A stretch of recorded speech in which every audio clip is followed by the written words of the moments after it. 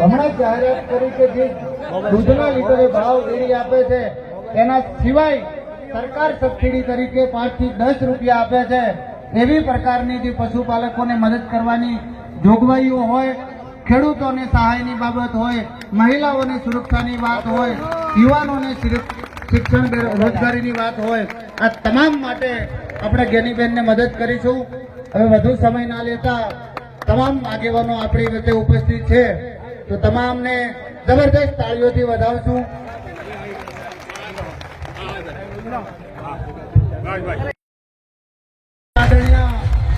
ઠાકોર સાહેબ, જિલ્લા કોંગ્રેસ સમિતિના પ્રમુખ આદરણીય ભરતસિંહભાઈ સહિત તમામ આગેવાનો ઉપસ્થિત ત્યારે રોજવીજની વિનંતી કરું તેઓ સ્વાગત કરશે.